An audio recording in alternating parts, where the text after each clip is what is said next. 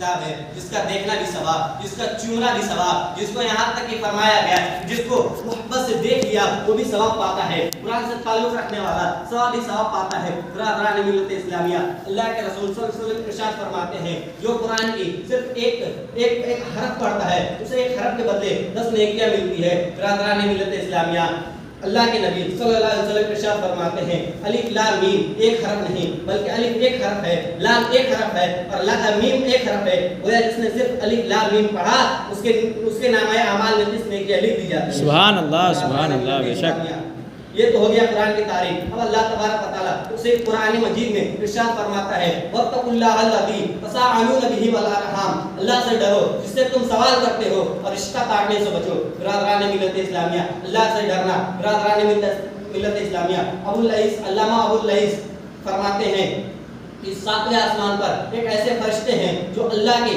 کماحق عبادت کرتے ہیں، اس میں کبھی نافرمانی نہیں کرتے، اور جب قیامت کے دن وہ سجدے سے سر اٹھائیں گے تو فرمائیں گے کہ اے اللہ تو پاک ہے، ہم تیری کماحق عبادت نہ کر سکے۔ اللہ تبارک و تعالیٰ ارشاد فرمائے گا وہ بندے وہ فرشتے جو اللہ کی عبادت کرتے ہیں اور انہیں جس کام سے حکم دے دیا جاتا ہے وہ اسی میں لگے رہتے ہیں، ایک پل بھی اس میں سے نافرمانی میں نہیں گزارتے۔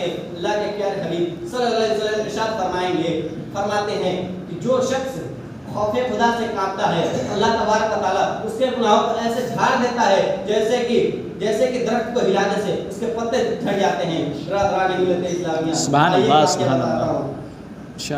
ایک نوجوان ایک عورت کی محبت میں مبتلا ہو گیا اور وہ عورت کسی قافلے کے ساتھ باہر کے سفر میں جانے لگی۔ برادران ملت اسلامیہ، جب اس نوجوان کو خبر ہوئی تو وہ بھی اس قافلے کے ساتھ چل پڑا اور جب راستے میں پہنچا تو رات ہو گئی اور قافلہ وہیں پہ ٹھہر گیا، لوگ سونے کے لیے آرام کرنے لگے۔ برادران ملت اسلامیہ، وہ نوجوان اس عورت کے پاس گیا اور کہا اے عورت میں تجھ سے بے انتہا محبت کرتا ہوں اور اسی لیے میں قافلے کے ساتھ آ رہا ہوں۔ عورت بولی جا کر دیکھو کوئی جاگ تو نہیں رہا ہے۔ برادران ملت اسلامیہ، وہ جوان قافلے کے ارد گرد چکر لگایا اور آنے کے بعد کہا یہ وہ لوگ تو قافلہ کا پورا سو رہا ہے۔ برادران ملت اسلامیہ، عورت بولی اللہ کے بارے میں تمہارا کیا خیال ہے، کیا وہ بھی سو رہا ہے؟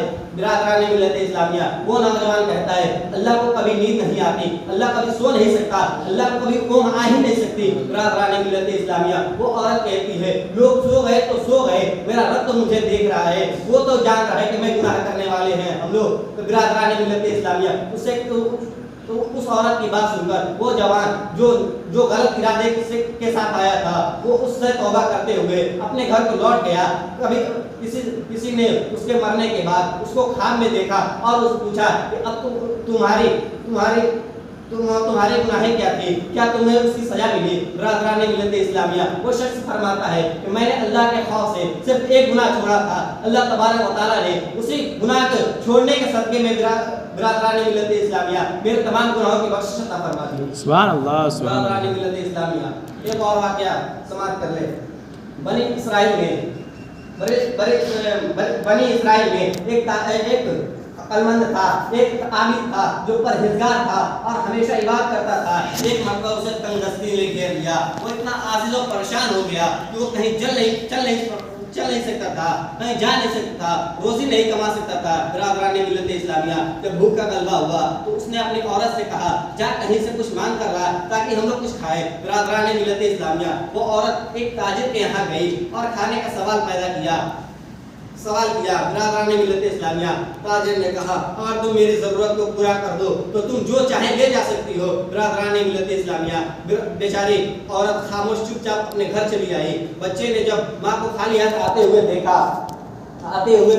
تو وہ خوف سے وہ بھوک سے چلانے لگے اور کہنے لگے کہ ماں ہم بھوک سے مر رہے ہیں، ہمیں کچھ کھانے کے دے دو۔ برادران ملت اسلامیہ، وہ بیچاری عورت دوبارہ اسی تاجر کے یہاں جاتی ہے اور کھانے کا سوال پیدا کرتی ہے۔ برادران ملت اسلامیہ، اس عقلمند نے پھر وہی بات کہی جو پہلے کہہ چکا تھا۔ برادران ملت اسلامیہ، عورت رضامند ہو گئی اور جب یہ دونوں تخلیہ میں پہنچے اور عورت خوف سے کانپنے لگی، برادران ملت اسلامیہ، اس تاجر نے کہا کہ تم کس کے خوف سے ڈر رہی ہو؟ تو اس عورت نے کہا میں اس رب ذوالجلال کے خوف سے ڈر رہی ہوں جس نے ہمیں پیدا کیا۔ برادران ملت اسلامیہ، سبحان اللہ سبحان اللہ۔ تم جب تنگ دستی اور اسرت میں بھی خوف خدا رکھتی ہو تو مجھے بھی خوف خدا رکھنا چاہیے، یہ کہا عورت کو سامان و منال دے کر اس کو باعزت اس کے گھر چھوڑ دیا۔ برادران ملت اسلامیہ، اللہ تبارک و تعالیٰ نے پیغمبر وقت موسیٰ علیہ السلام کو وحی بھیجی اور کہا فلاں ابن فلاں کے پاس جاؤ اور اسے میرا سلام کہنا اور کہنا کہ اللہ تبارک و تعالیٰ نے تمہارے تمام گناہوں کی بخشش عطا فرما دی ہے۔ برادران ملت اسلامیہ، موسیٰ علیہ السلام اس شخص کے پاس گئے اور کہا کیا تم نے کچھ ایسے نیکی کا کام کیا ہے جس کی وجہ سے اللہ تبارک و تعالیٰ نے تمہارے تمام گناہوں کی بخشش عطا فرما دی ہے؟ برادران ملت اسلامیہ، اس شخص نے تمام واقعہ موسیٰ علیہ السلام کو سنا دی۔